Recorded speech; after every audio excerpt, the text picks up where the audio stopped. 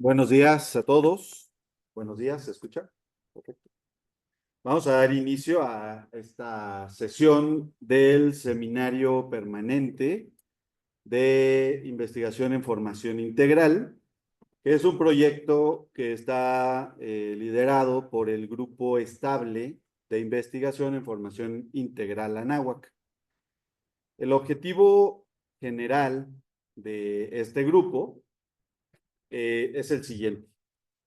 La universidad tiene un modelo de formación integral que está basado o fundamentado en el humanismo cristiano, donde se sitúa a la persona como una criatura de Dios con dignidad, unidad en cuerpo y espíritu, llamada al amor y a la trascendencia, y promueve la investigación para alcanzar la excelencia a través de la exigencia, desarrollando la técnica con ética, impulsando una ciencia también orientada a la sabiduría y enaltecer la belleza mediante el arte y la cultura.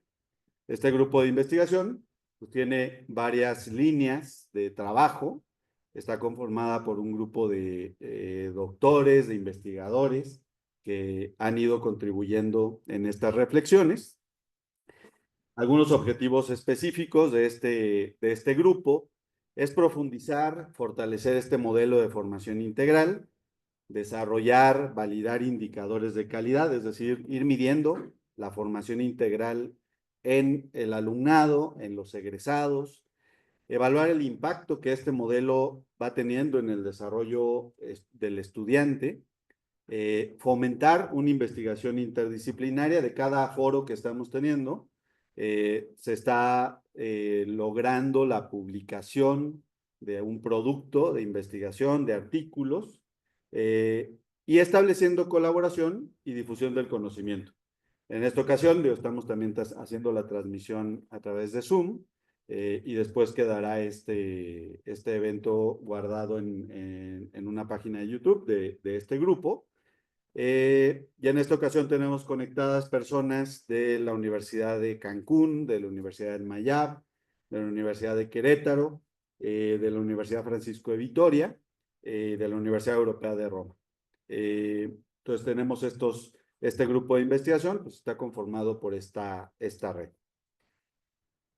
¿Por qué en esta ocasión están invitados los alumnos? Tenemos aquí alrededor de 3 grupos que fueron invitados. Agradezco a los profesores de la materia de ética que trajeron a sus alumnos a esta actividad. Y es parte de las experiencias DAFI. Ahorita voy a explicar en qué consisten estas experiencias. Les están compartiendo sus profesores de las materias de toda la DAFI. Estas actividades, hubo un primer calendario de actividades que se realizaron en enero-febrero, justo la del día 26 es esta mesa redonda. Durante el mes de marzo seguirá habiendo actividades de experiencias DAFI. ¿Qué es una experiencia DAFI? Es una experiencia formativa, obvia o propia de esta dirección. Es una actividad integral de la Universidad de Anáhuac, México, que vincula la teoría con el bloque del ADN Anáhuac, que son todas estas materias de formación integral que ustedes reciben. Se va vinculando estos elementos teóricos con la aplicación práctica. Estas experiencias permiten a los estudiantes transformar conocimientos y valores, como el pensamiento crítico, la capacidad de ese discernimiento ético, el respeto a la dignidad humana, el liderazgo, en acciones concretas que los ayudan a prepararse ante la comunidad a la que se van a enfrentar, ¿no? Ante la sociedad que se van a enfrentar. El objetivo ya de esta sesión consiste en lo siguiente. Tenemos un conversatorio donde se hablará del desarrollo personal y profesional, concretamente de la maduración integral del estudiante. Nos acompañan en esta ocasión tres profesores de la universidad, tres personas que se dedican precisamente también a la parte de investigación, y vamos a presentarlos a cada uno conforme van ir pasando a presentar su ponencia. Invito a los profesores a subir aquí al estrado. La doctora Lisset ya venía. Ahorita. ¿Dónde gusta? Si quieren. Muy bien.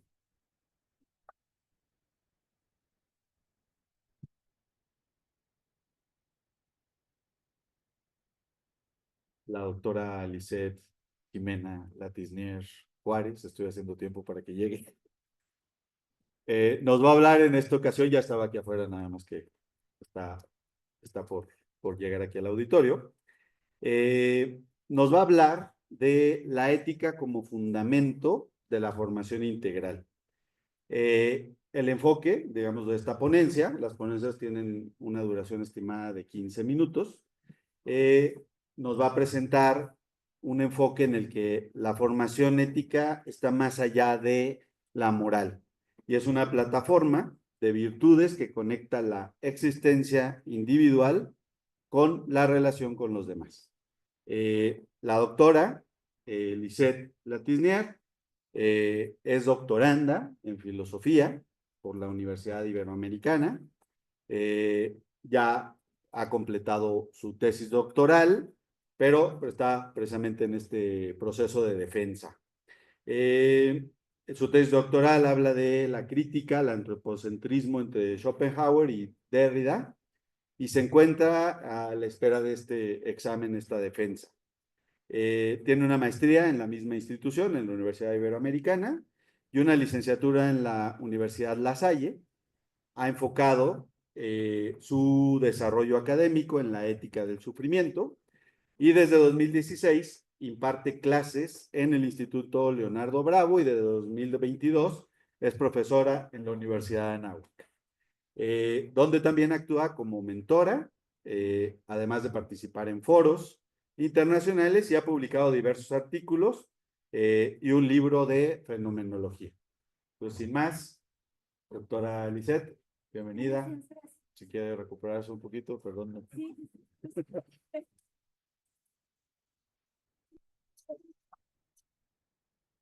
Sinceramente me confundí de auditorio, entonces fui al CAIDE, que estaba cerrado. Muchas gracias por la presentación. Hice justamente unas diapositivas en PowerPoint sin mucho texto. La verdad, preferiría ir como comentándoles lo que escribí del handouts que preparé para este conversatorio. Y bueno, preferí como les digo, poner algunas imágenes para que fuera un poquito más visual, más, pues más fácil a lo mejor de entender. Como bien saben, bueno, el tema de este conversatorio es la formación integral en tanto que maduración. Y entonces, platicando con los demás doctores, con el doctor Palomares, llegamos a una conclusión, llegamos a un acuerdo, en tanto que, bueno, podríamos ir pensando justamente esta formación integral desde distintos puntos de vista. Y entonces yo propuse la ética. Pero ¿por qué la ética o por qué me basé en la ética? Justamente les puse aquí la formación ética más allá de la moral. Se presenta como una plataforma de virtudes que conecta la existencia individual en relación con los demás. ¿Por qué pienso o por qué propongo más bien la ética así? Porque justamente va un poquito más allá de lo moral. Pensemos lo moral justamente como este cúmulo o esta... Sí, vamos a pensarlo como esta plataforma cúmulo de normas, a lo mejor sí de valores, en donde la ética es previa a todo esto. Vamos a decirlo que la moral, claro que está ahí, la moral, claro que viene en un segundo momento, pudiera decir yo.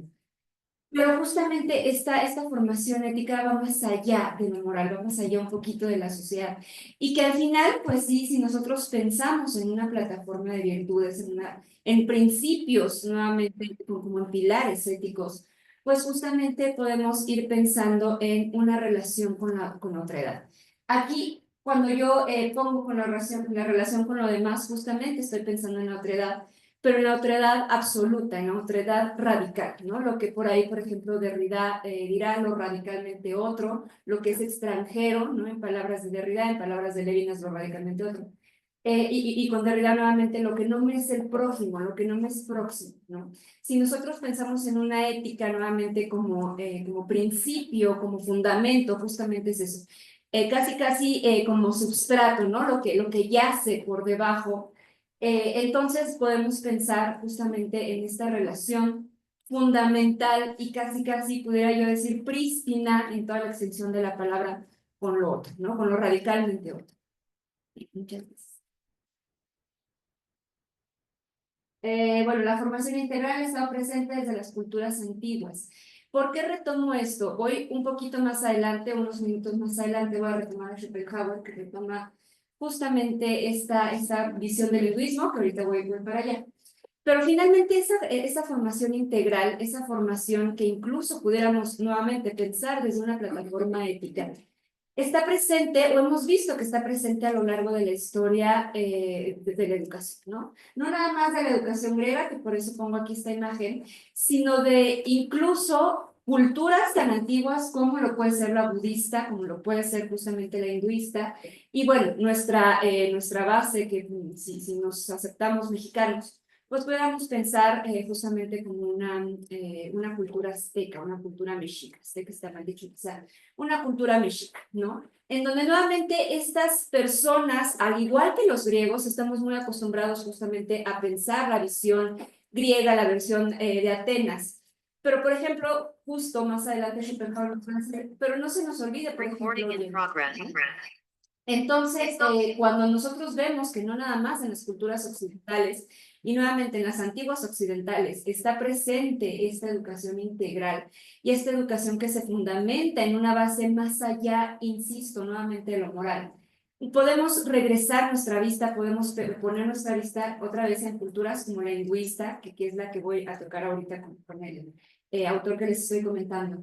Y nuevamente con culturas como la mexica, ¿no? En donde si nosotros pensamos en toda esta, pudiéramos decirle, filosofía náhuatl, ¿no? Náhuatl, incluso pensamos en ese radicalmente otro. Por ahí hay una teoría, hay un pensamiento del espejo horadado, ¿no? Que así se le llama en la filosofía náhuatl, en donde ese espejo me deja ver, sí a mí mismo, pero a mí mismo a través del otro, ¿no? Y otra vez regresamos a esta idea en donde la ética, más allá de ser un cúmulo de valores, más allá de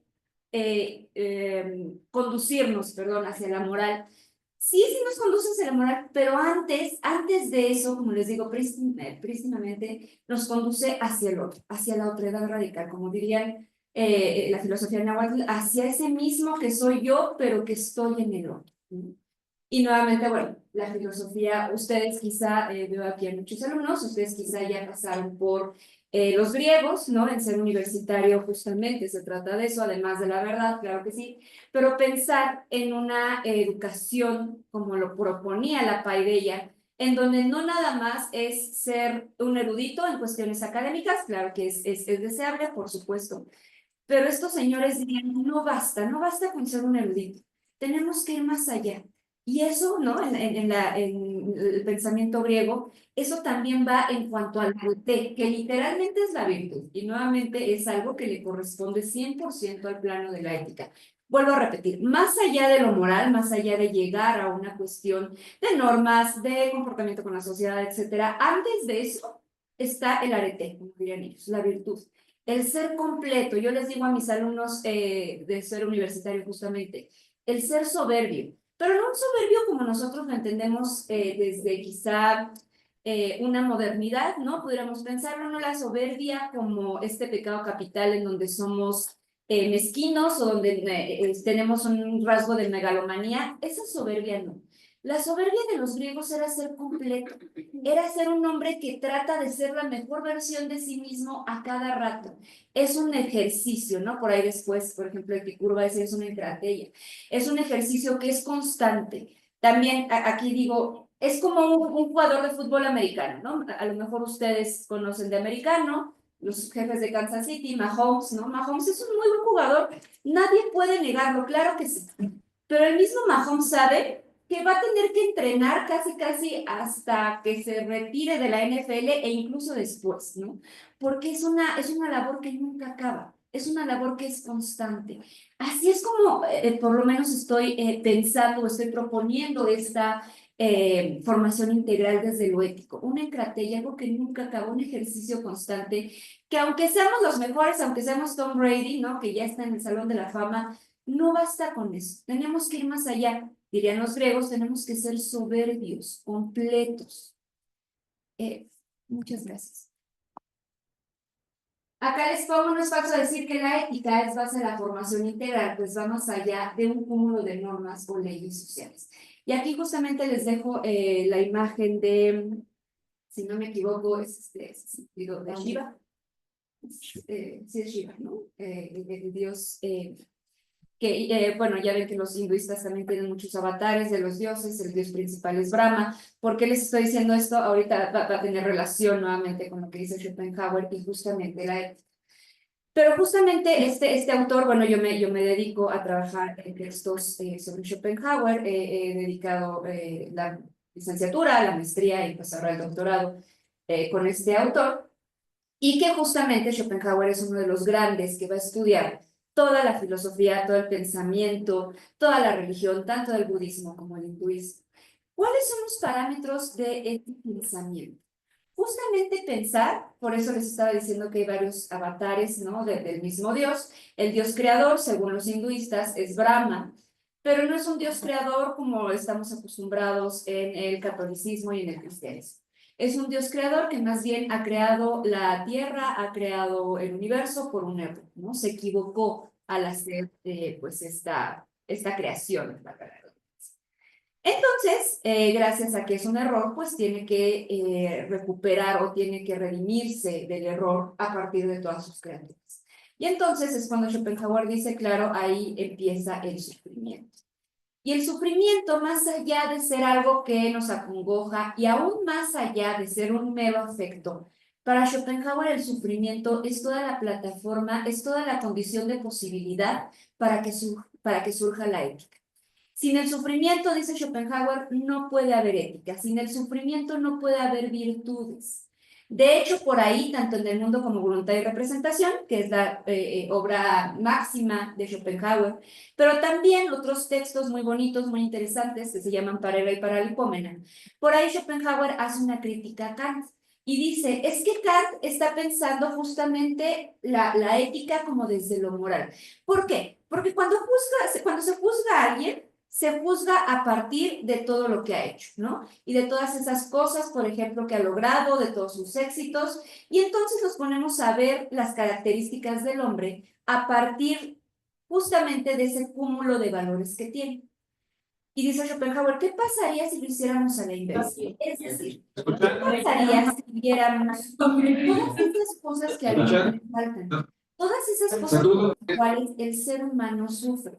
Todas esas cosas por las cuales el ser humano no ha llegado a ser un buen ser humano. Dice Schopenhauer, entonces quizás sería diferente. Y entenderíamos por qué tiene ciertos rasgos. A partir, muchas veces, a partir, aquí están justamente algunas imágenes de Schopenhauer, la formación integral desde la ética. Nuevamente vuelvo a insistir. Para Schopenhauer, que lo retoma de los Vedas, que lo retoma del Bhagavad Gita, que es uno de los textos sagrados del hinduismo, no puede haber ética si no hay sufrimiento. Para Schopenhauer la ética es totalmente de un modo pesimista, por eso casi es el padre del pesimismo, sino casi es el padre del pesimismo. Porque él piensa que es de vía negativa, por ahí también en El mundo como voluntad y representación dice, es que no nos damos cuenta de que me aprieta, o más bien de que me duele el dedo y no soy consciente de mi dedo hasta que me aprieta el zapato. Si no me aprieta y si no me empieza a doler, yo no puedo ser consciente de algo. Por lo tanto, tengo que padecer para ser consciente de ese algo. Y nuevamente, esto parecería como muy masoquista, hasta cierto punto, si quieren, muy sádico, de cierta manera. El sadismo Schopenhauer lo va a tratar de una manera distinta. Pero él dice, claro, es que ese sufrimiento es la condición para que pueda haber ética. A ver, una cosa es cierta, dice Schopenhauer. Sea viable esta cuestión de que Brahma se equivocó al hacer el mundo y por lo tanto, gracias a eso sufre el sufrimiento, esa es una cuestión religiosa, estamos de acuerdo. Pero vamos a desapegarnos un poquito de lo religioso. Y dice Schopenhauer, esta es una filosofía evidente, es una filosofía muy realista, más allá de lo pesimista, es algo muy realista. El sufrimiento está ahí y es innegable. Siempre vamos a tener problemas, siempre vamos a tener algo que nos acongoja y aunque queramos no pasar por eso, nuevamente va a ser inevitable. El mundo está creado así porque finalmente así es. El mundo, a ver, nuevamente, desapegándonos de la teoría religiosa, el mundo surgió violentamente. Este universo surgió violentamente. Yo no sé si hay otros universos, ¿no? Pero quizá podemos pensar, ¿no? Dice Schopenhauer, este universo surgió a partir de la violencia. Por lo tanto, es innegable que va a haber sufrimiento en la existencia tanto de los seres vivos en general como del ser humano. Por lo tanto, dice Schopenhauer, eso es lo que me da nuevamente la condición de posibilidad para entrar a la ética. ¿Por qué? Porque empieza a haber una virtud que dice Schopenhauer es la principal y que es la más bella y la que todo mundo debería tener, que es la compasión. Cuando yo empiezo a entender que el otro, al igual que yo, también sufre y al igual que yo, también está, vamos a decirlo así, en este valle de lágrimas, entonces empiezo a compadecerme del otro. Entonces empiezo a entender que el otro también tiene las necesidades, también tiene los afectos, las pasiones, al igual que yo. Incluso, por ejemplo, ahorita que dije sadismo, para Schopenhauer el sadismo sería provocarle más sufrimiento al otro. Si de por sí ya es bastante problemática la vida, ¿no? Diría Schopenhauer.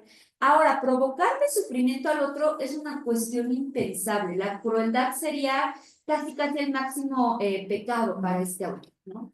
Por lo tanto, dice, de ahí sale la ética, de ahí está lo que decíamos al principio, mi relación absoluta con el otro, de ahí sale mi relación totalmente radical, si se me permite la palabra, con esa otredad, con lo absolutamente otro, otra vez, Schopenhauer no se enfoca o no se limita nada más a decirlo meramente humano, ¿no?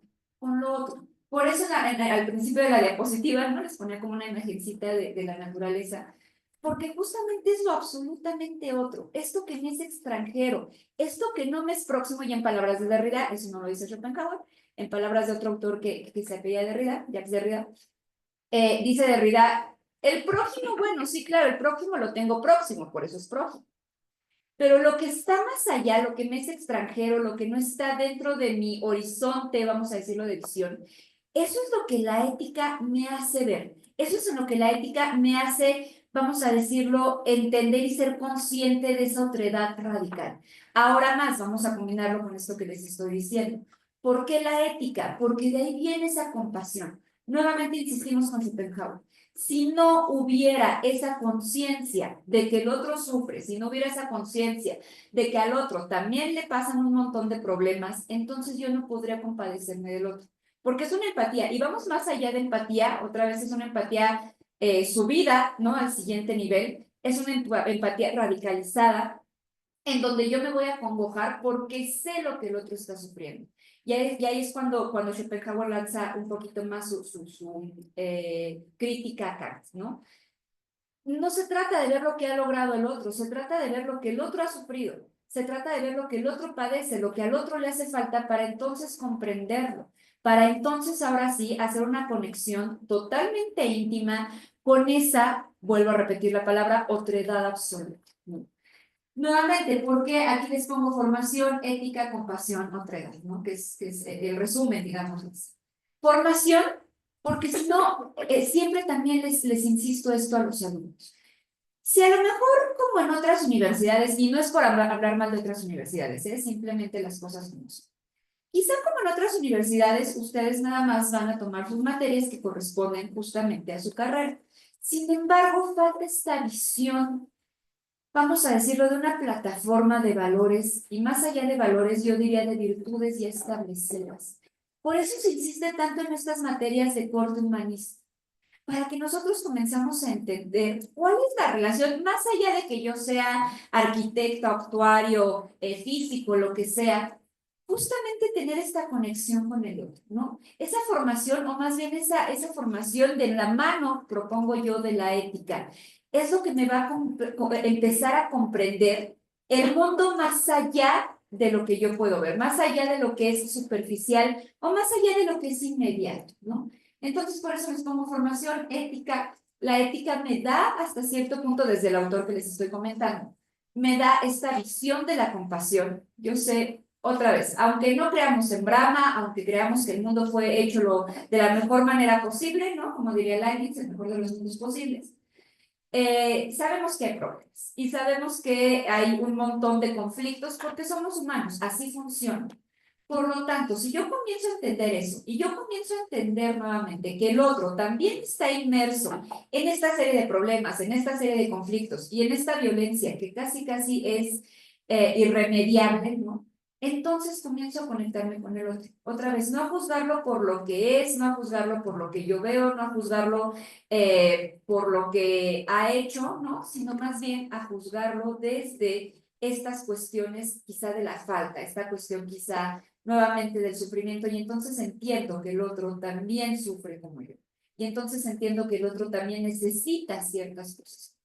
Otra vez insisto, por eso la compasión, diría Schopenhauer, es una de las virtudes más importantes. Y si yo no tengo esta plataforma, si yo no entiendo este substrato, ¿no? Como decía hace rato, que está por debajo de todo ello, entonces la relación con el otro quizá va a ser un poquito más superficial. ¿Y cuál es? Vamos a decirlo, pues sería muy fácil nada más proponerlo así. Hay un montón de consecuencias y consecuencias que ya estamos viviendo nosotros mismos. Pensemos, y yo sé que es muy triste y muy frustrante pensar en esto, ¿no? Pero pensemos en lo que está pasando, por ejemplo, en Estados Unidos, con la crisis del fentanilo. Pensemos en lo que está pasando con el calentamiento global, con la extinción cada vez más rápida de especies, ¿no? Todo es una cuestión de otredad, de no entender que el otro está ahí y que el otro también tiene problemas y tiene cuestiones como las mías. Nuevamente, si no recuperamos esa formación, como lo han tenido por siglos, por eso empezaba con ello, como lo han tenido por siglos las culturas antiguas, entonces quizá perdemos hasta cierto punto, ¿no? Que radicales, perdemos hasta cierto punto un pedacito de humanidad y un pedacito de esa relación con él. Por eso quise tomar pues esta maduración, que es el tema principal de este conversatorio, esta maduración desde la formación ética, y sí lo voy a decir desde una ética radical, que me enfrenta al otro, desde una ética radical, que me pone de cara, ¿no? Como en el espejo dorado, me pone de cara a lo que soy yo, pero visto desde esa otredad, que no necesariamente es el prójimo, sino que es la otredad radical o radicalmente. Pues eso. Muchas gracias. Muchas gracias, maestra Lisset. Pido a los presentes, a las personas que están de Zoom, que si quieren realizar alguna pregunta, las vayan formulando. Al final de la exposición de los otros dos ponentes, haremos lectura a estas preguntas. Muchas gracias, maestra. A continuación, vamos a pasar a la segunda exposición, que es la formación profesional desde una visión integral por parte del doctor Sergio Sánchez Iturbide. El enfoque es esto, contextualizar la formación profesional como una construcción, ¿no? Para construir una sociedad justa. Y vamos a explorar que esto se va alineando con toda la estrategia de formación integral que presenta la universidad. El doctor Sergio Sánchez es doctor en educación. Su formación la integra en varias disciplinas: humanidades, ciencias administrativas, educación, estudios de filosofía y teología.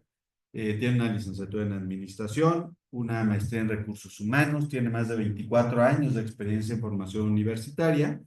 Ha desempeñado roles directivos, incluyendo cargos como director divisional, director regional de ANFECA, y ha sido reconocido por su labor de aseguramiento de la calidad educativa en Copais. Además, ha combinado consultoría, capacitación, docencia en diversos sectores, publicando trabajos sobre educación, calidad académica. Actualmente se dedica a la docencia, a la investigación educativa, fomentando la formación integral y el desarrollo académico y personal de sus alumnos. Bienvenido, doctor. Y adelante.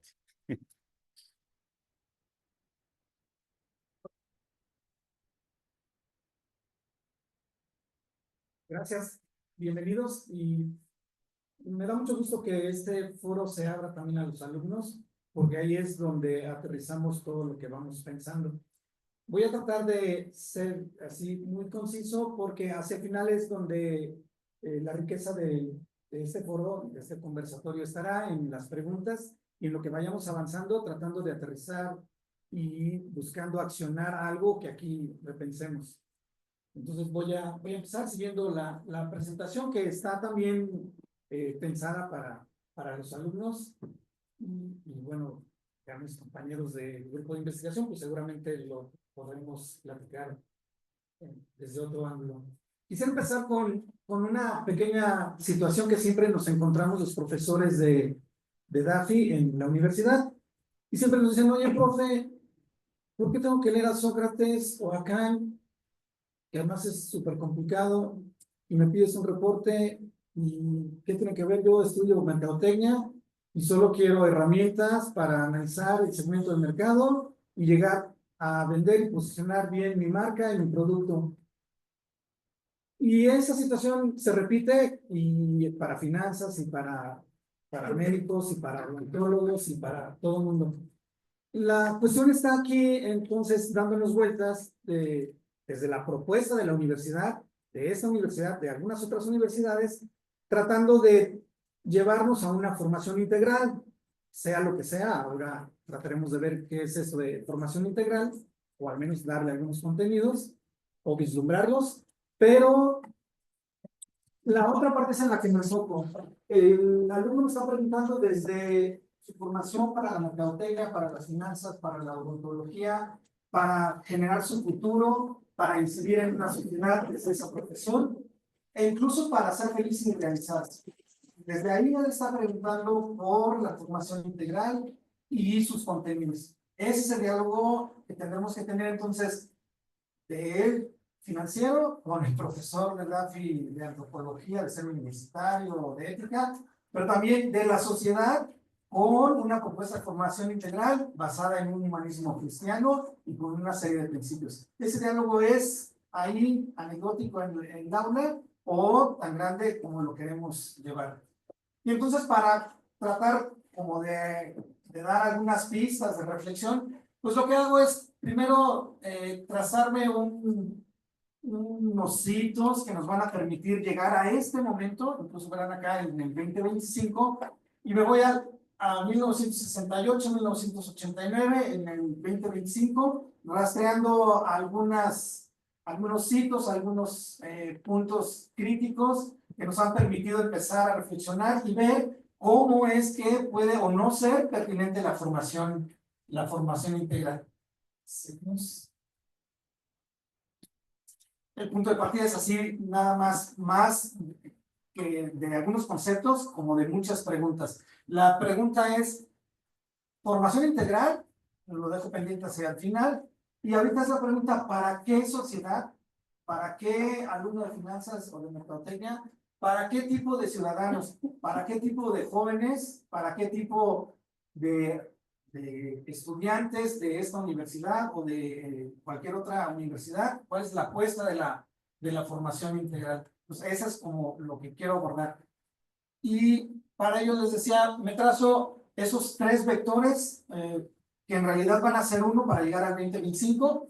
Y me voy rápidamente. Los hitos del contexto contemporáneo se van construyendo desde nuestros tiempos hoy en esta encrucijada de modernidad y posmodernidad, hoy aceleradamente en lo que estamos, algunos autores llaman pues tiempos convulsos o de alta incertidumbre. Hay quien se atreve a decirle tiempos póstumos por este recorrido que vamos a hacer rápido.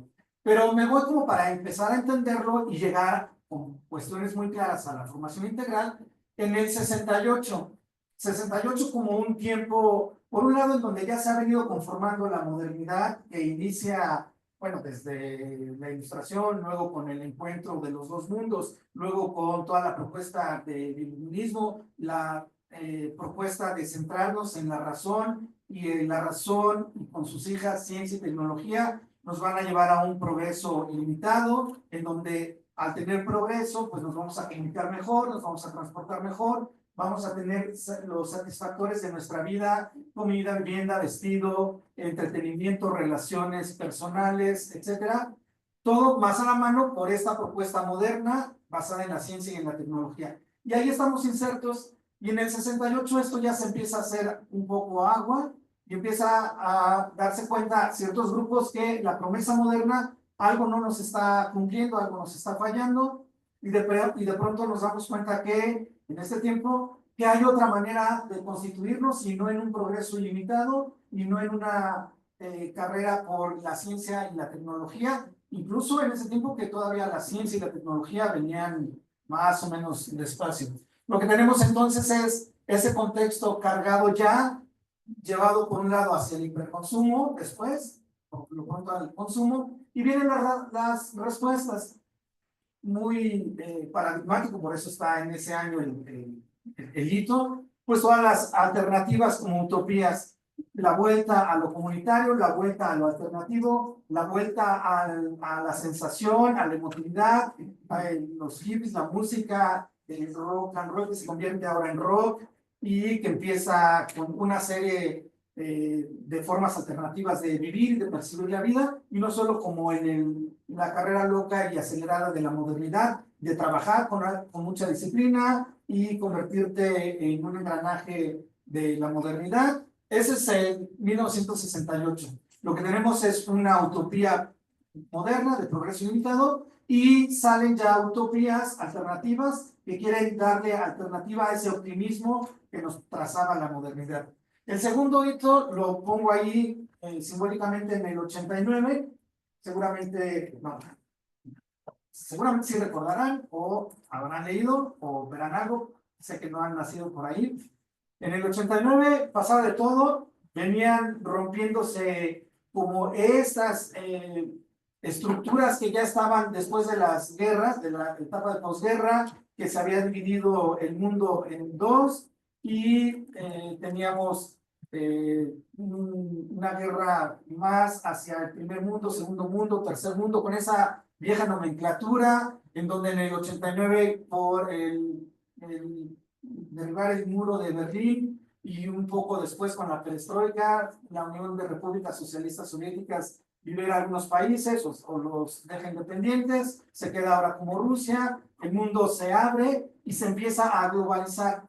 Ahí el vector que sigo es que la modernidad, en vez de abrirse a la diversidad, se abre a la globalización y el capitalismo se abre al neoliberalismo, y esta propuesta exacerba más todavía el exceso de una sociedad basada en el consumo, en una forma lineal de progreso ilimitado, ahora globalizado como en una red, pero por el otro lado de esas utopías alternativas que venían criticando la modernidad, se han fragmentado y se empiezan a diluir. Lo que tenemos pues es esto que desde la filosofía algunos caracterizan como posmodernidad, que no es un bloque único, sino una serie de utopías, de relatos, de microrelatos, y es un refugio en mi verdad, en lo que yo considero, en mi experiencia, en mi sensación, y desde ahí empezamos a tener una fuerte exacerbación del capitalismo al neoliberalismo. Ahí empieza el llamado periodo neoliberal en México, en el 88 con Carlos Salinas de Gortari, ya un poco anterior, tratando de dar respuesta a las crisis económicas en México desde el 82. Entonces viene toda una década de los 90 pues compleja. Por un lado, mucha globalización, tratados de libre comercio, México el principal país con tratados de libre comercio, el comercio internacional, la globalización como red, en donde hay, parece que solo una forma otra vez de ser y a la que nos seguimos todos como países, pero por el otro lado, los microrrelatos, las localidades, las pequeñas comunidades, la identidad de cada una de la localidad, y entonces buscando a veces alternativas también como de comercio justo, como de no ligarse a la globalización, sino a la localidad, y ahí estamos en el 89.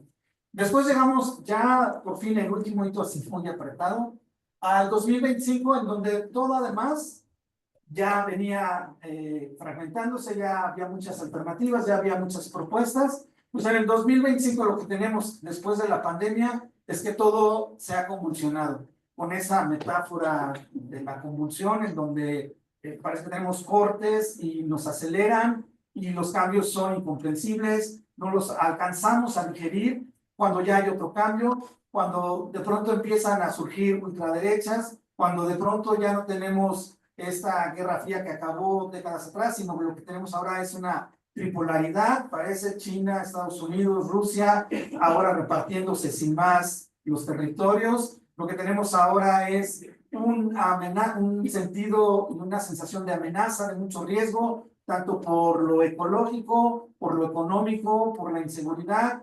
Es decir, en México esa convulsión la vivimos todo el tiempo. En el 2025 llegamos sí, con la cuesta de enero de todos los años, pero también con una incertidumbre casi incomprensible de qué es lo que va a pasar en este año. Todas las empresas están deteniendo inversiones, por lo pronto a ver cómo se van condensando y acomodando las cosas. Son estos tiempos los que tenemos, y esto es lo que tenemos y avanzamos. Sí. Gracias.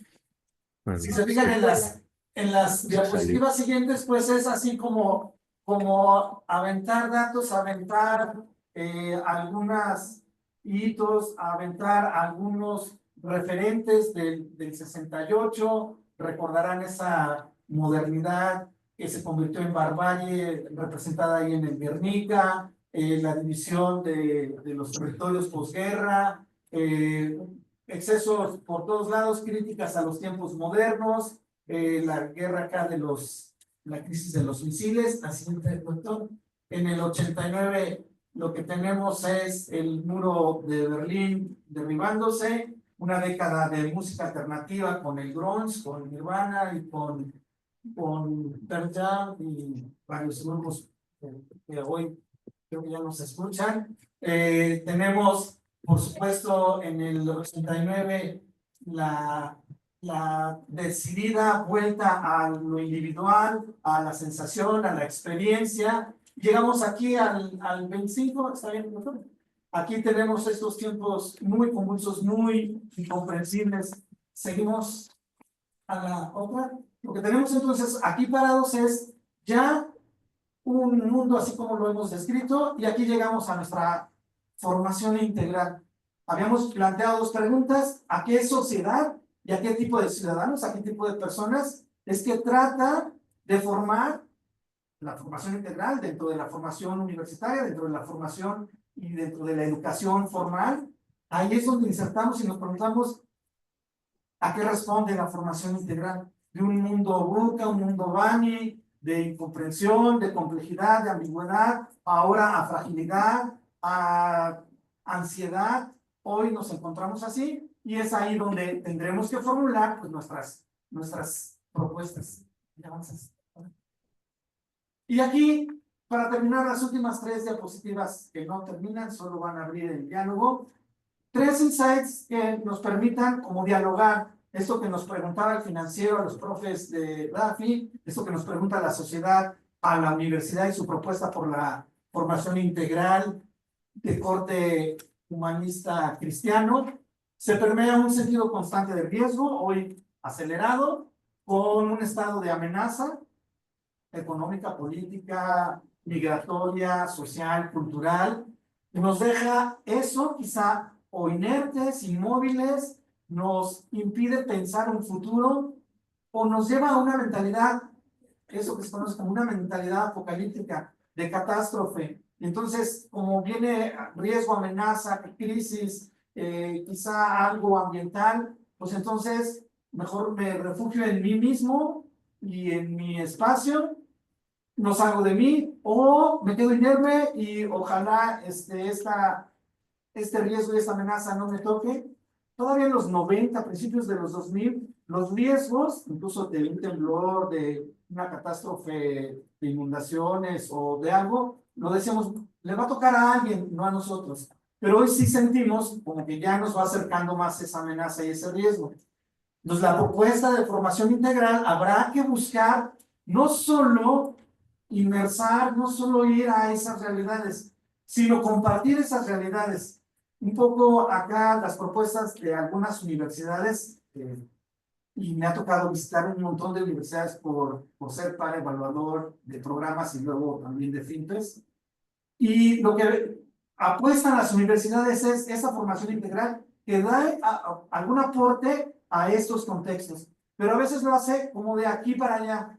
Nosotros vamos a llevar un poco de educación, un poco de capacitación, a veces un poco de beneficio, a veces algunas acciones, pero aquí creo que el ambiente nos lleva más a solo la inmersión, nos lleva a compartir la vida misma, quizá en donde encontraremos el sufrimiento del otro o veremos que el sufrimiento del otro es el sufrimiento también de mí mismo. Entonces no podemos quedarnos en una mentalidad apocalíptica o inermes o inmóviles. Habrá algo que hacer, porque si no parece que ese fin de la historia de los 80 con Fukuyama se está cumpliendo y ya parece que no hay nada que hacer porque no nos cumplió ese fin de la historia como democracia liberal que se proponía.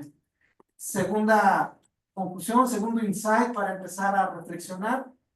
Tenemos en estos tiempos convulsos quizá unos tiempos banales, superficiales, estos tiempos de posverdad, en donde el contenido de la verdad no importa, sino importa cómo construyes la narrativa y cómo la vendes. Y si le das un tinte sensacionalista y de exhibicionismo, puedes atraer o para mercado tu marca, o puedes atraer atención, o puedes incluso falsear la verdad totalmente desde esa narrativa sensacionalista. Entonces, ante la banalidad y la irrelevancia, la superficialidad, que hoy en estos tiempos convulsos nos confunden para no distinguir y no comprender la complejidad de los tiempos en los que vivimos, pues quizá la formación integral deba interrumpir ahí con mucha valentía esos tiempos de posverdad y denunciar en el sentido, esto no es verdad, esto no nos conduce a nada, y con mucha valentía anunciar algo más profundo en la generación de conocimiento,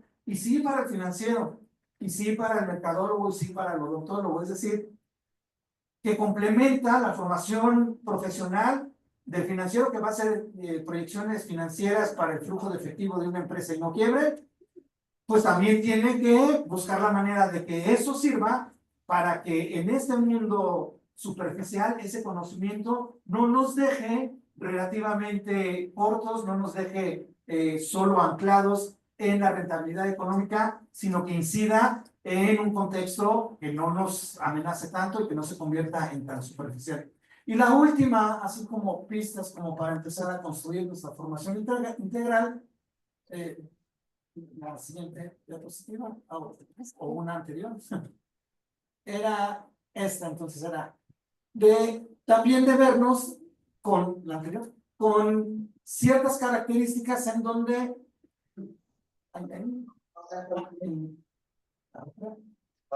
quiero destacar esto de estas exclusiones y marginaciones ante los tiempos de inermes, donde hay superficialidad por la comprensión de los tiempos, quizá hay mucho o empezará a haber mucho aprovechamiento de ciertas supremacías, así con ese término, de la supremacía tecnificada o tecnologicada, para la expresión, o millonaria o de alto acceso a información, que la pueden manejar, como lo estamos viendo, y que la puede bajar a conveniencia.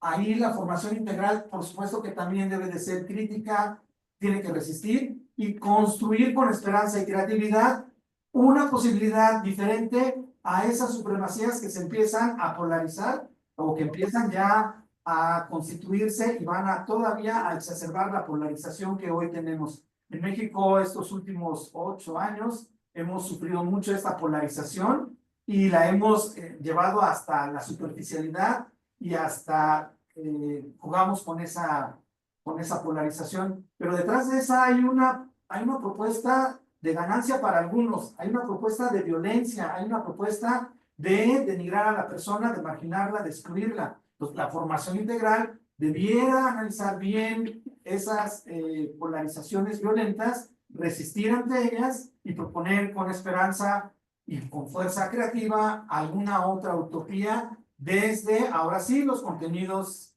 tradicionales que conservamos en la formación integral de corte humanista, cristiano, la búsqueda de una verdad, cómo la vamos construyendo, la búsqueda del bien común y cómo lo vamos extendiendo, la búsqueda de una sociedad justa y cómo va respondiendo a estos contextos que tenemos. Y este sería como el primer planteamiento. Ya después tendríamos que ver, ahora sí, cómo le hacemos para, con estas pistas, llegue a permear la formación integral, la formación profesional y la formación humana de las personas. Y entonces podamos ahí dialogar con el financiero, con el mercadólogo, con el odontólogo, podamos dialogar de mejor manera y con un aporte un poco más fresco, fresco en el sentido de actualizado y escuchando a la sociedad, a los ciudadanos y a estos tiempos convulsos en los que nos encontramos. Pues aquí se abre el diálogo y yo aquí nada más lo dejo. Muchas gracias, doctor Sergio. Nuevamente, vayan anotando sus preguntas y pasamos a la tercera parte de este conversatorio, donde la doctora Elizabeth Jasso nos va a hablar del pensamiento crítico y la autorregulación en el aprendizaje profesional. El enfoque es esta relación entre los procesos cognitivos críticos y su aplicación en la formación profesional y ética. La doctora Elizabeth Jasso es doctora en pedagogía con mención honorífica por parte del UNAM. Se ha distinguido en la investigación, la enseñanza, el fomento al pensamiento crítico, la argumentación, la autorregulación del aprendizaje. Ha coordinado obras académicas, ha escrito diversos artículos. Y bueno, ha participado en revistas internacionales, en conferencias, incluyendo algunas charlas en la Universidad Da Vinci en Guatemala, junto con la vinculación a la Academia Mexicana de Lógica y el Colegio Mexicano de Sociología. Y bueno, participa también en la fortalecimiento y formación de investigadores. Doctora, muchas gracias, bienvenida.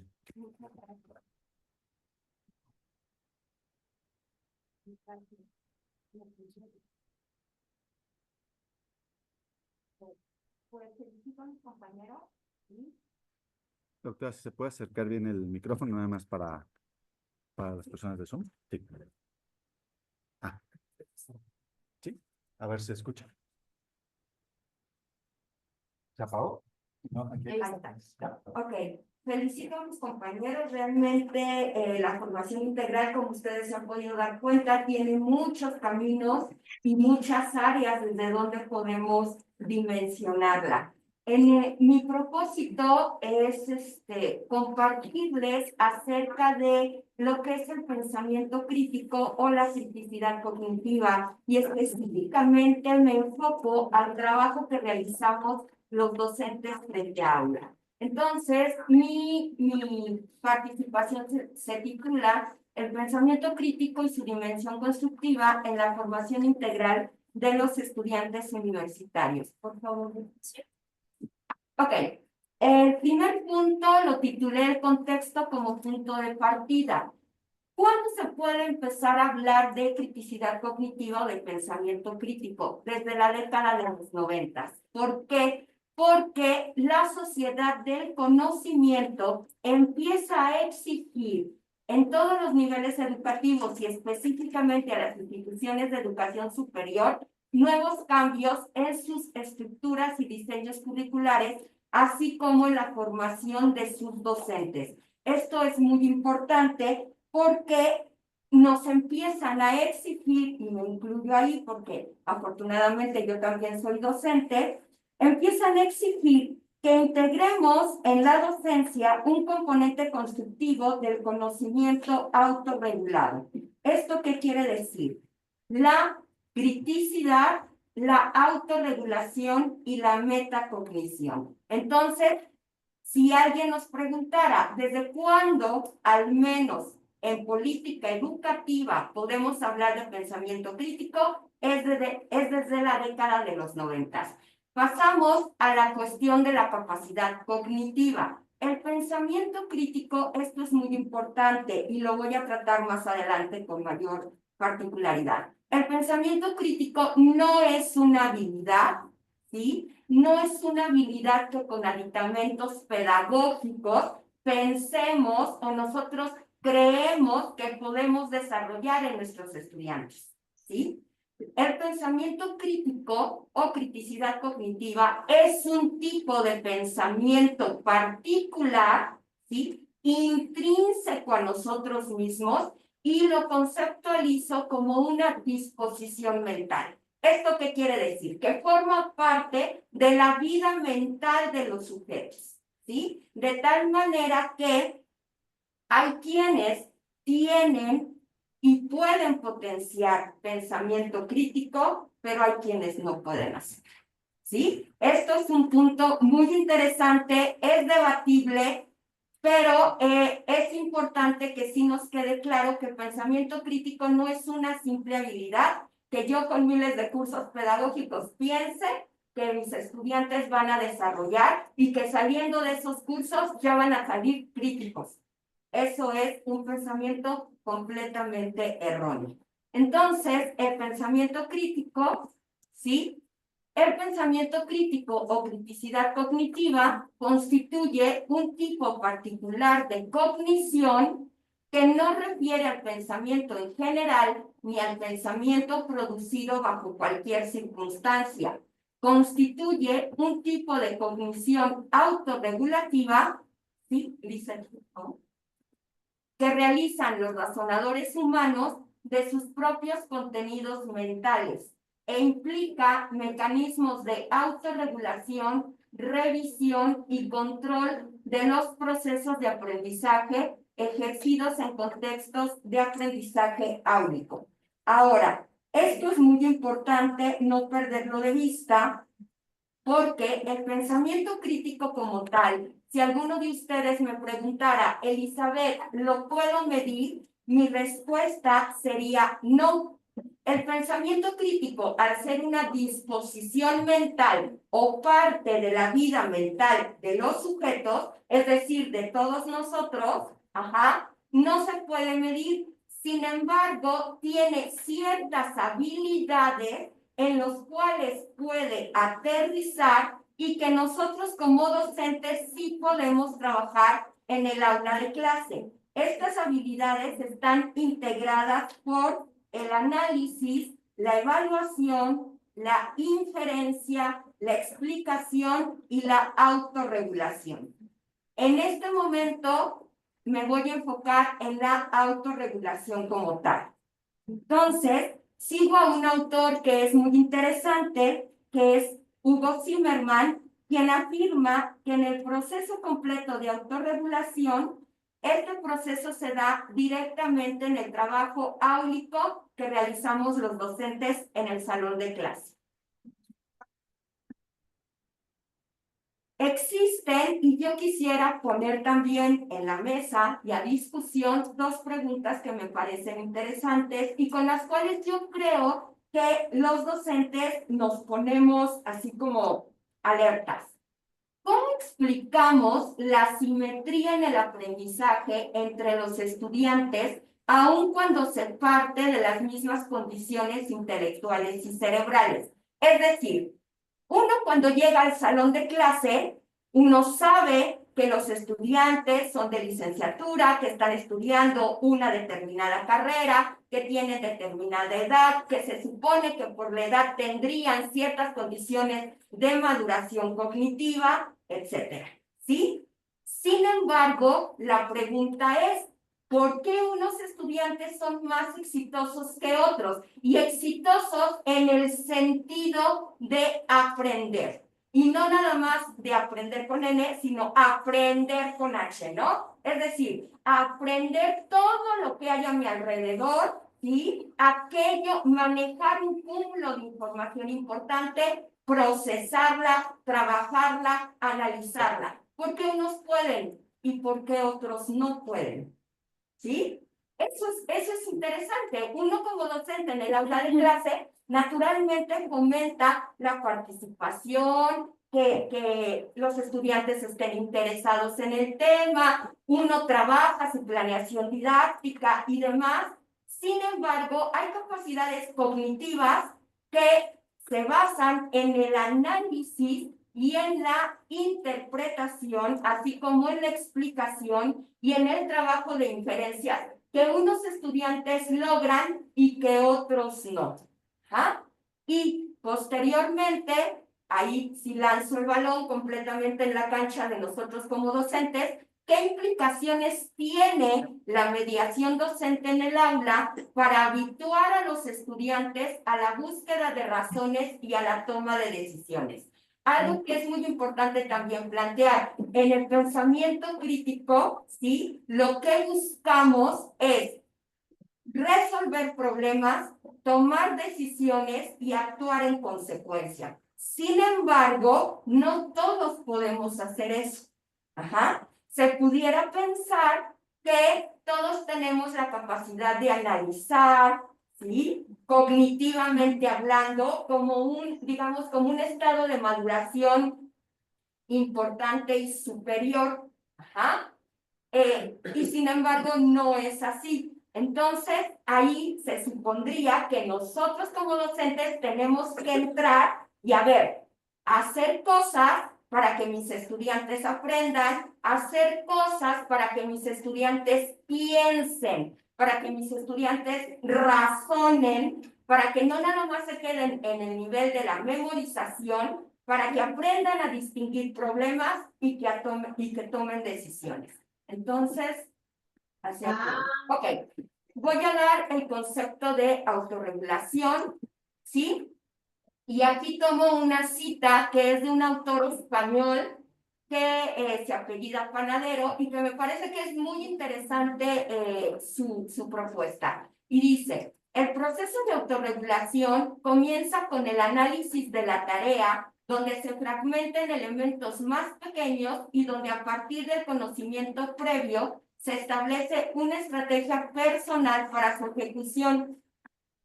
Este es el momento en el que establecemos los objetivos y se realiza una planificación estratégica, siendo ambas acciones fundamentales para que el proceso sea autorregulado. ¿Nos regresamos, por favor, Lisa? Ok, gracias. Entonces, el proceso de autorregulación tiene como primer punto o punto de partida la planificación. Eso es lo que tendríamos, o a manera de propuesta, es lo que yo pongo en la mesa, que hacer los docentes. Es decir, que cuando los docentes les damos una tarea a trabajar a nuestros estudiantes, que puede ser un problema, que puede ser un estudio de caso, que puede ser algo que se trabaje en proyectos, ¿sí? Que los estudiantes aprendan a planear de qué trata la tarea. Es decir, que los estudiantes tengan claridad de qué objetivos son los que tienen que alcanzar, ¿sí? Y esta planificación es lo que les va a permitir conocer hasta dónde nosotros como docentes estamos esperando que lleguen, ajá, y cuáles son los resultados que tendrán que entregar. Ok. La metacognición. Seguimos, por favor, Lisa. La metacognición, aquí tomo una cita de un autor que también es muy interesante, que es Crespo, se relaciona con el saber hacer. Es decir, que ya les presentamos a los estudiantes un problema que tendrán que trabajar, ya les dimos como diferentes aristas, un cúmulo de información interesante, pero con la metacognición nosotros lo que tenemos que propiciar es que ellos aprendan a hacer. ¿Qué quiero decir con esto? que ellos de manera consciente, que ustedes como estudiantes de manera consciente sepan cuáles son sus mejores maneras de aprender y de estudiar. ¿Esto qué quiere decir? Estas maneras de aprender y de estudiar no te lo dice un manual de metodología, esto no te lo dice tu profesor, esto no te lo dice tu mamá, esto no te... No, eso te lo dices tú mismo, ¿sí? ¿Por qué? Porque eres tú con tu vida mental, con tu capacidad cognitiva y de criticidad, que te permite darte cuenta y ser autoconsciente de saber cómo puedes aprender mejor y hacer mejor las cosas. ¿Sí? Entonces, Telia, por ejemplo, tiene una manera de trabajar y lo hace muy bien. Rodolfo la tiene de otra forma, Eric la tiene de otra forma, de tal manera que quiero decir con esto, que la metacognición no se comparte, la metacognición es individual, ¿sí? Y que todos, al ser diferentes, aprendemos de manera distinta. Y eso nosotros como docentes no podemos perderlo de vista. Ahora, que tengamos que llegar a objetivos, ¿sí? Curriculares, didácticamente trabajados, cierto. Sin embargo, cada uno de nosotros vamos a llegar, pero de maneras diferentes, ¿sí? Y eso tiene que ver con cognición, ¿ok?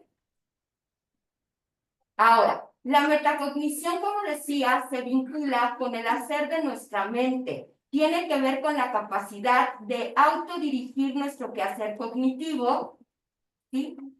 Y de saber hacia dónde nos dirigimos. Ahora, algo que es muy importante con relación a la metacognición es que la metacognición también nos permite ser autorreflexivos y saber hasta qué grado nosotros, sin necesidad de que nuestro mismo docente nos lo diga, cumplimos o no con los objetivos de aprendizaje, ¿sí? ¿Esto qué quiere decir? Que el saber hacer, que es la cuestión procedimental de la parte autorregulativa de la criticidad cognitiva, es lo que me permite también ser crítico conmigo mismo. Y crítico es en el sentido de tener un autojuicio, ¿sí? Y de ser autoconsciente y de decir y de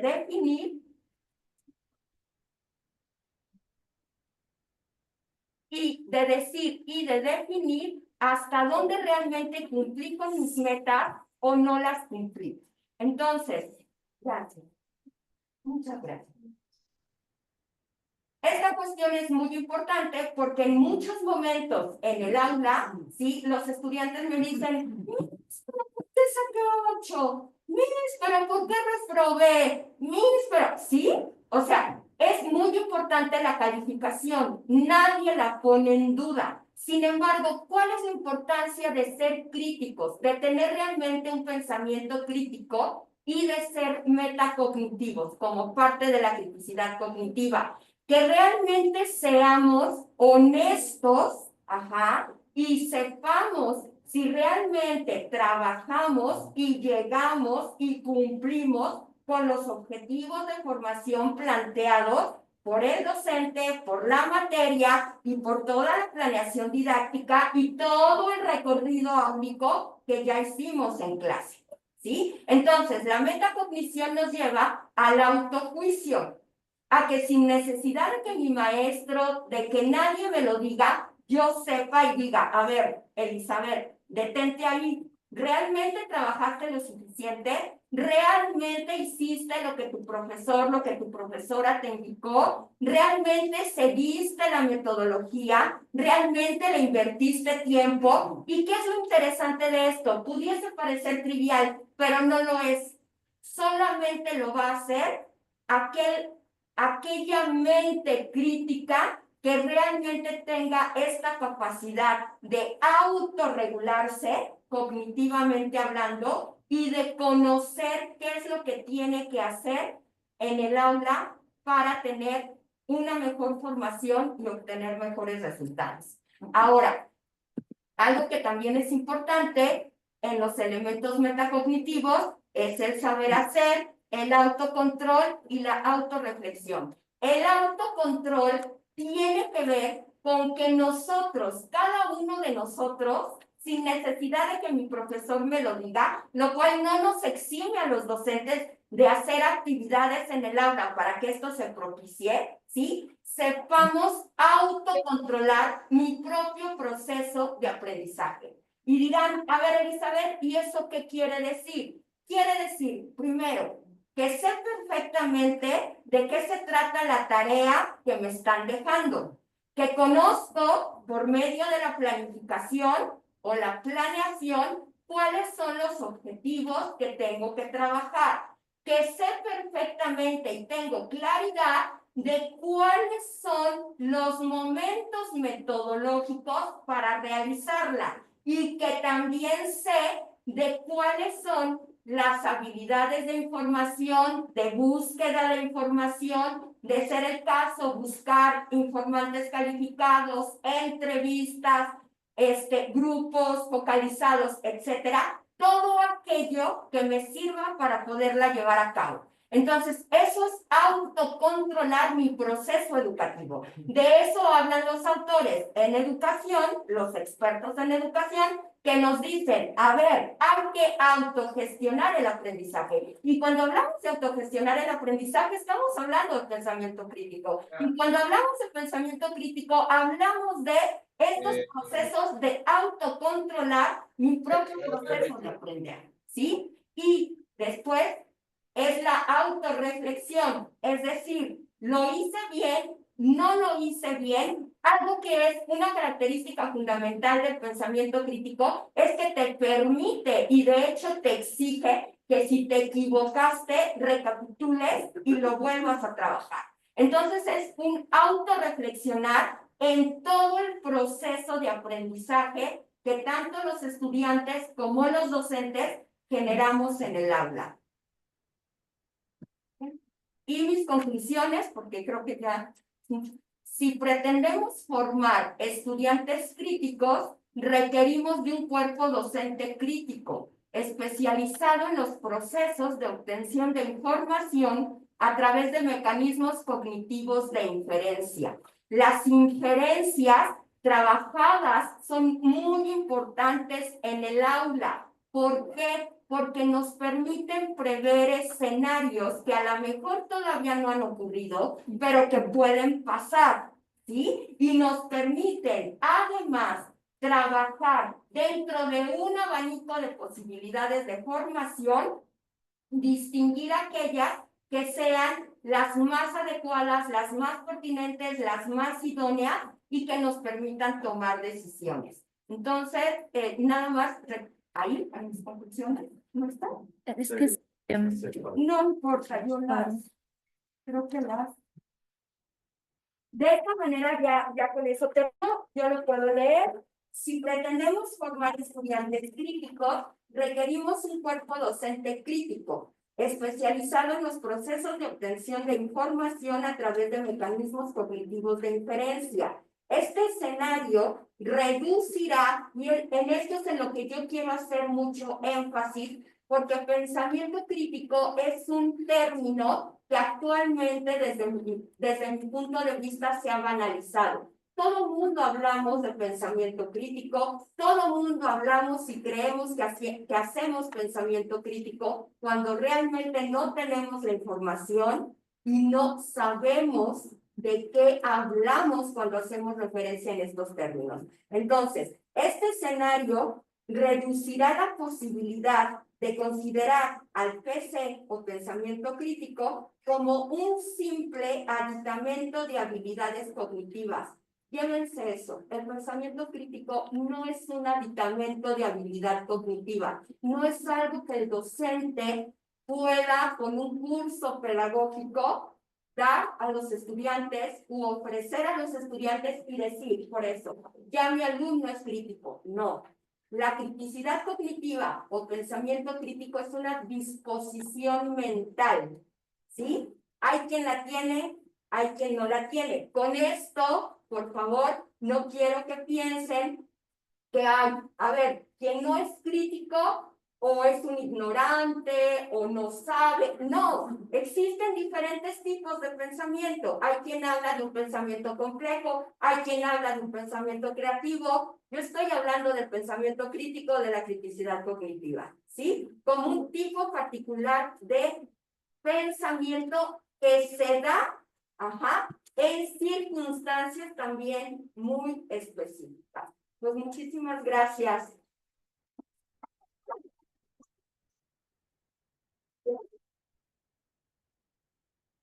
Muy bien. Muchas gracias, doctora Isabel.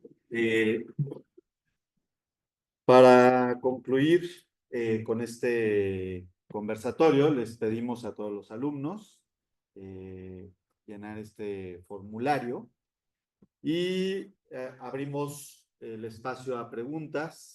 Doctor Francisco, adelante.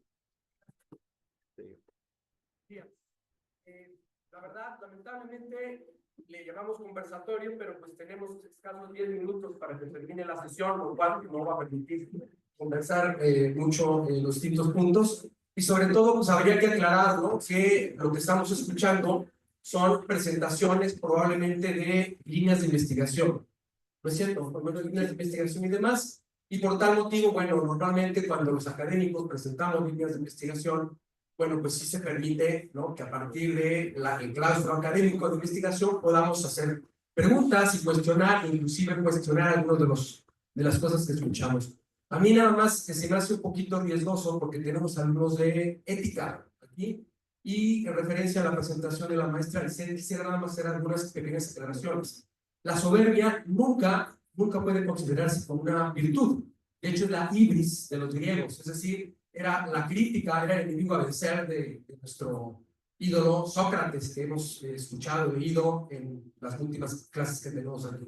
Quizá es un error, no sé, probablemente a lo que la maestra Lisset a lo mejor nos puede aclarar, a lo que se refiere es a la virtud de la magnanimidad, que es el orgullo de sí, es decir, la persona virtuosa, que es la única que podría poder en un momento dado tener la magnanimidad, es decir, actualizando el concepto a la época actual, podríamos decir que sería, digamos, alguien que tiene, digamos, una capacidad, ¿no?, de autocrítica importante, es decir, aquella persona que tiene una autoestima alta, ¿no? Pero la soberbia nunca es considerada una virtud. Y por otro lado, el presentar aquí la ética, la metafísica de la voluntad de Schopenhauer, probablemente sea quizá parte de la investigación doctoral de la maestra, pero hay que aclarar que no hay que confundir, ¿no?, ni tampoco ser muy categóricos a la hora de presentar esta ética de Schopenhauer, ¿no?, basada precisamente en que el acto puede ser o egoísta, puede ser de maleficencia, es decir, malvado, o puede ser caritativo.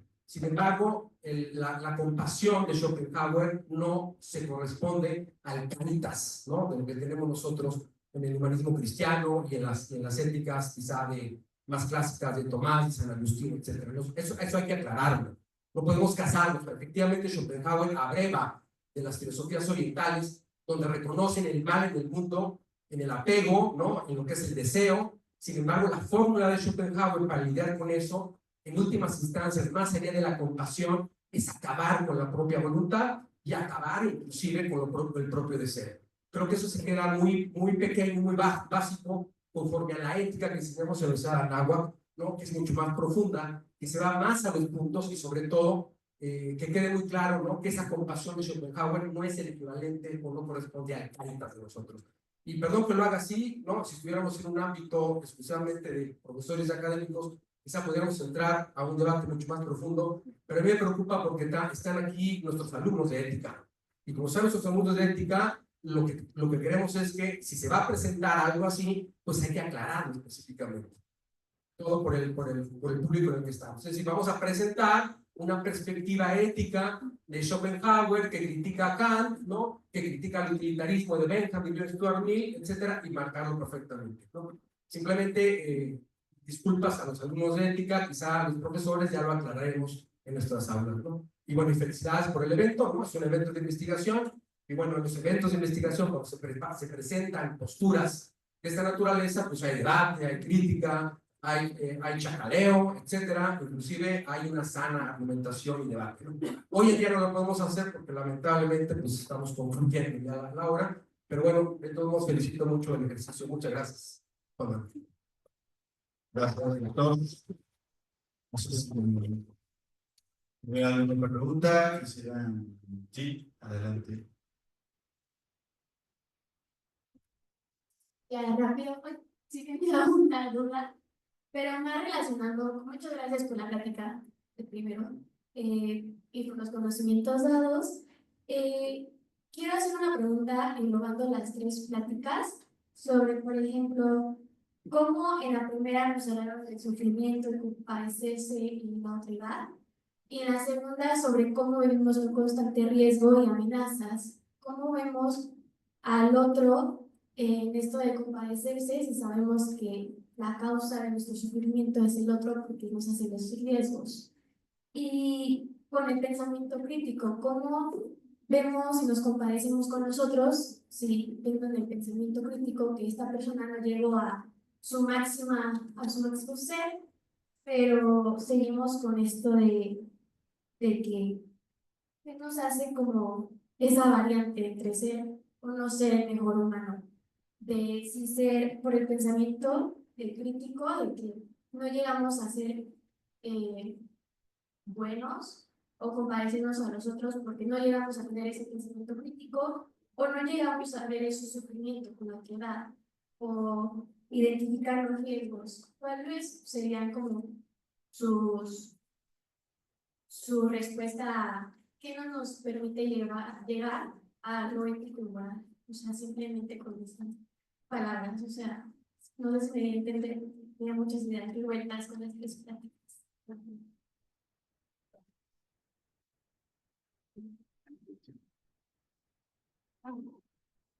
Siguiente. Sí.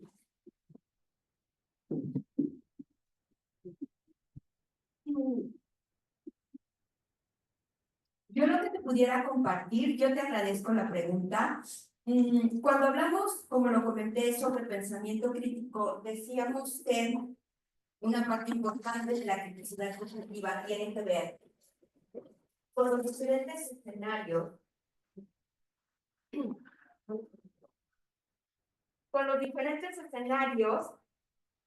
que los docentes te pudieran presentar acerca de esta cuestión que te inquieta. Si no te malentendí, por ejemplo, cómo tenerle compasión al otro si yo sé o soy consciente que ese otro me está causando daño.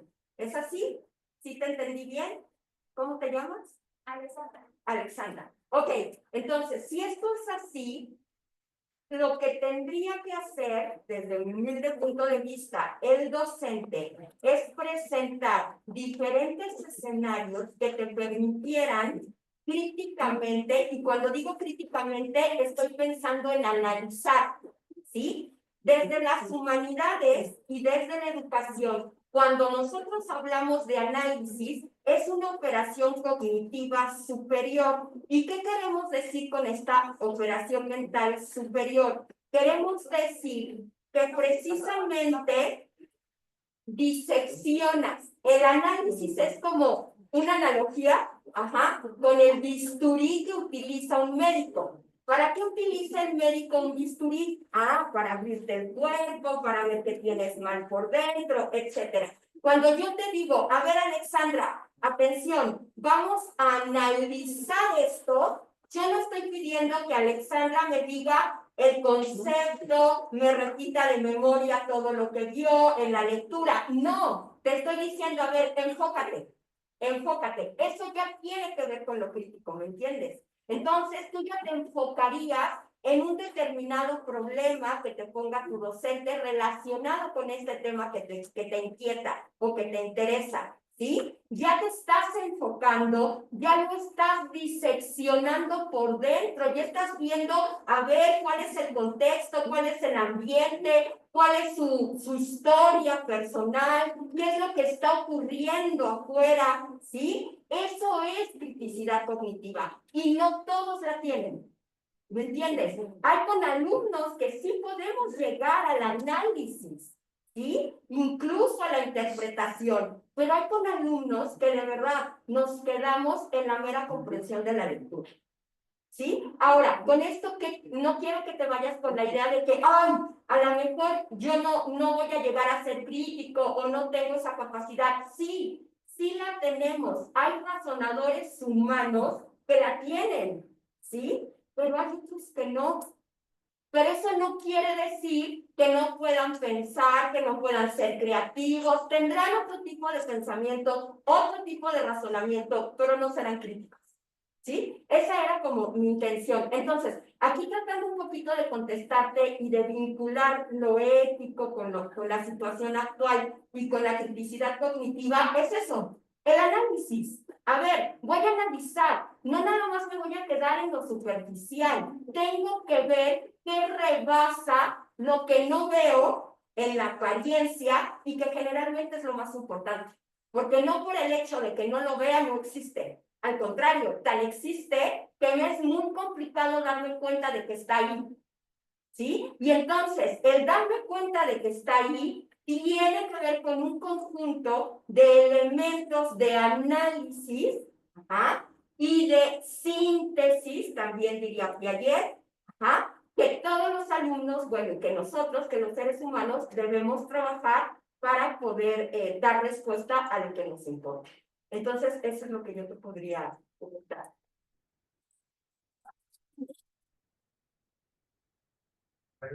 Muy bueno. Yo nada más diría, el otro es diferente y en esa diferencia puede llegar a ser una amenaza porque yo me quedo en mí mismo y no salgo hacia el otro. Es lo que se va a convertir en un riesgo, a veces en lo político, en lo económico, en lo ideológico, en lo religioso, y ahí es donde empezamos a percibir cierta amenaza. Ahí es donde nuestra formación integral desde un humanismo cristiano nos hace dialogar, reconocer al otro, respetar y desde ahí empezar a construir. Pero habría mucho que decir. Sí. Y creo que ya Muy bien. A ver, señorita, yo creo que ser breve. Justamente, a ver, también para aclarar lo que decía el profesor, creo que es muy somera la lectura de Schopenhauer si se dice que nada más es una aniquilación del deseo, ¿no? Y el otro, efectivamente, no es comparativo la caridad en el cristianismo con Schopenhauer. Nunca se dijo eso, sino que más bien esa compasión es entender que el otro sufre. Y sí, es cierto, el otro también, y ahí ya un poquito más, este es un otro autor, más Sartre, si el otro es el infierno, pues yo también soy el infierno, ¿no? Yo también aparezco como una amenaza. Pero esa es la cuestión, entender que está el otro, entender que el otro también sufre, ¿no? Entender que el otro también puede padecer al igual que yo. Y entender que si yo padezco, porque así está, vamos a decirlo, hecho el mundo, desde este autor, nuevamente no quiere decir que sea así forzosamente, que bueno, si el universo está hecho con violencia, ¿no? Hay que aceptar. Yo también sufro y por lo tanto con esa compasión, con esa misericordia, si se pudiera decir nuevamente, no desde lo cristiano para que no se confunda, misericordia en tanto que mi corazón está en miseria. Estoy hablando de ¿Me permite tantito, profesor? Sí, pero estamos en la universidad y está diciendo algo que es equivocado. Pero es que no es equivocado. ¿Cómo fue haber hecho el universo? Doctor, perdón, ¿puedo seguirle contestando a la señorita? Sí, muchas gracias. Justamente otra vez, si yo soy amenaza, el otro también es amenaza, pero más allá de que sea amenaza, es que necesito entender que el otro también está ahí, que está puesto en la existencia, ¿no? Y que yo también estoy puesto en la existencia. ¿Qué diría Schopenhauer?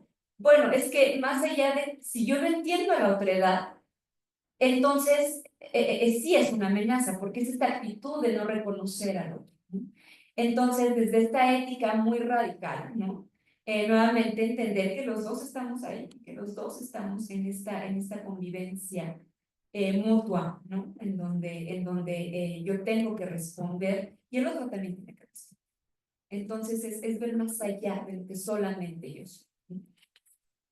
Gracias. Muchas gracias, doctora. Agradezco a todos los presentes, todas las personas que se conectaron en Zoom, su asistencia a este conversatorio. Y les invitamos a participar en los siguientes eventos. El próximo lo tenemos el 26 de marzo y pronto les haremos llegar la convocatoria. Muchas gracias, doctora Lisette, doctora Elizabeth, doctor Sergio, por este espacio, profesores, miembros del grupo de investigación, alumnos. Buenas tardes. Gracias.